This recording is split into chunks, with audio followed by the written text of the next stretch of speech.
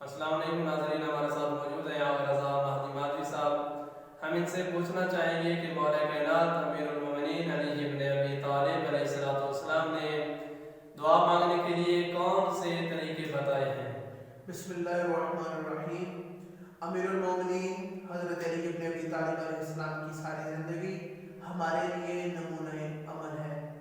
مولا فرماتے ہیں، اے بندہ، جب تو اپنے خالق سے دعا مانگنا چاہتا ہے تو سب سے پہلے محمد و آل محمد پر درود پڑھ لیا کر، کیونکہ جس شخصیت سے تو دعا مانگنا چاہتا ہے وہ کریم ذات ہے، اور یہ ناممکن ہے کہ وہ تیری پہلی دعا کو قبول کر لے اور تیری دوسری دعا کو رد کر دے۔ یعنی دعا مانگنے کا سب سے بہترین طریقہ یہ ہے کہ انسان سب سے پہلے محمد و آل محمد پر صلوات پڑھ لے۔